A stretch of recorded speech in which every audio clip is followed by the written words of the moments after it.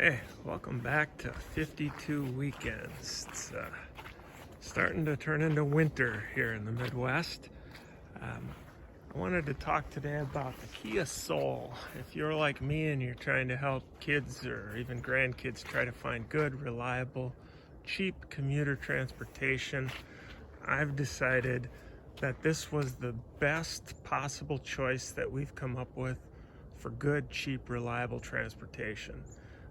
Subscribe to 52 Weekends if you want to know how to have the best possible life without spending all your money on stuff to impress other people.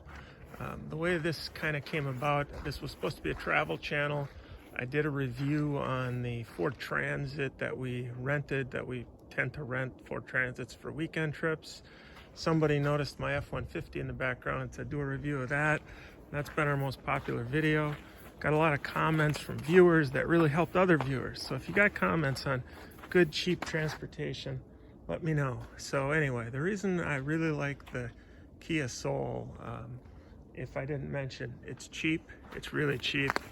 And by the way, it's cheap. So there's a ton of them out there. They're reliable. The parts are cheap.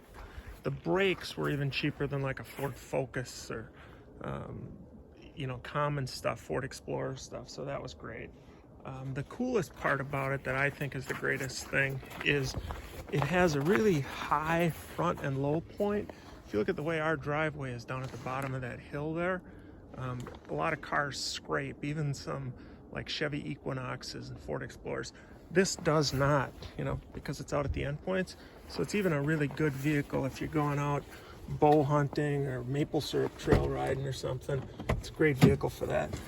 The coolest part is look at the seat height. If you've got a Ford Mustang or a hot rod car and you're sitting on the floor, that might be cool for ripping around on the track, but if you're waiting for your next Uber customer or your kid to get out of band practice, it kind of sucks. Whereas here you can see I'm comfortably upright seated, really good seating position.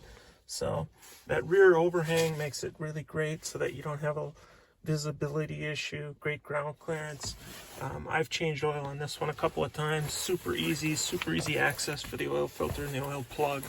Not like these newer Fords that I've had where you've got to take the guards off to get anything out.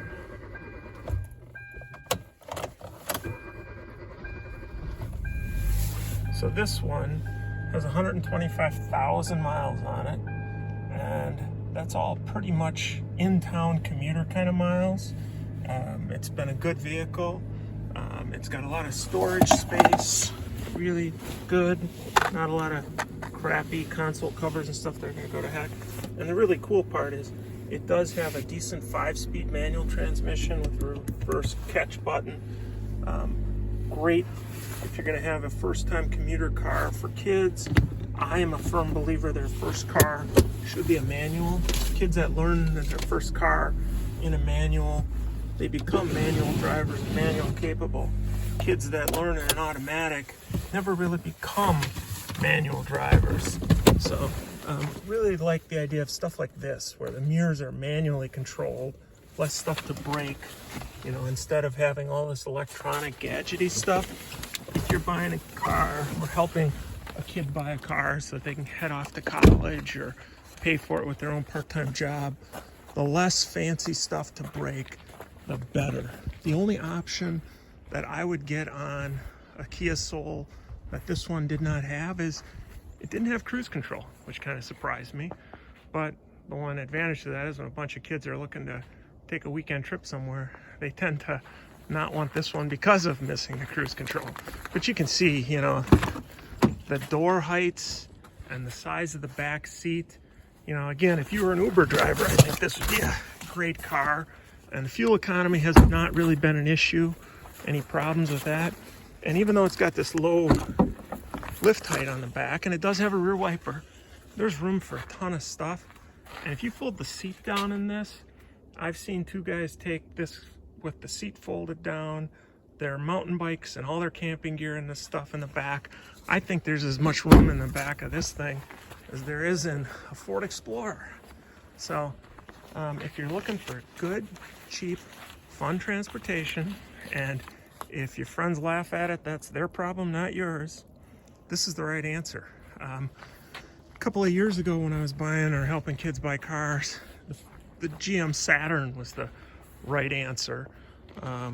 Plastic body. You can see this one has a little bit of rust starting down here.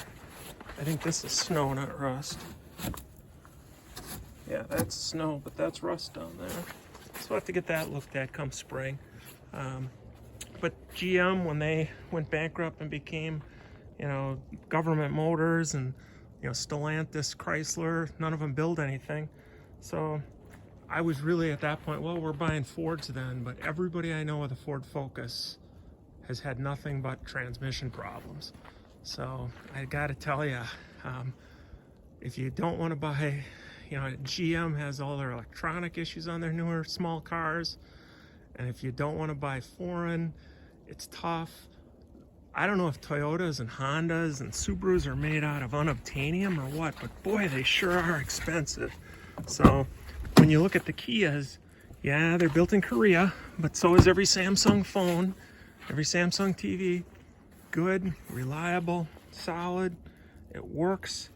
So if anybody knows why the Kia Soul is not the best cheap, solid transportation, whether it's for a kid to be their first time car, for the family commuter car to get around, or for an Uber or pizza delivery driver to have a car that they can bang around in traffic.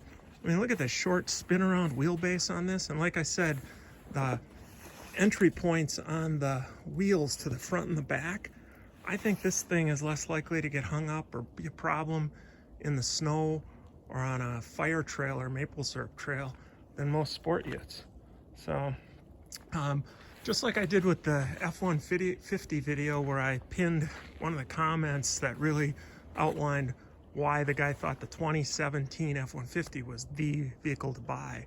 If somebody knows about the option content to say why one particular Soul year is the right one to buy, or why I'm wrong about the Ford Focus being just a maintenance expense trap, or why the Toyotas and the Hondas are just so darn expensive. If anybody knows anything that's going to help other buyers of cheap, reliable commuter transportation, let us know in the comments. Because again, we all want to spend our money enjoying our lives, having fun on the weekends with our family and our friends, not buying some expensive piece of commercial stuff that once we're in the grave, nobody cares about anyway. So again, if you're interested in any of our travel videos or anything, subscribe. I'll try to do more videos like this if people want to see it. I'm thinking the next one I might do is the best commuter motorcycle to buy. So thanks a lot. Comment for others and subscribe. Bye.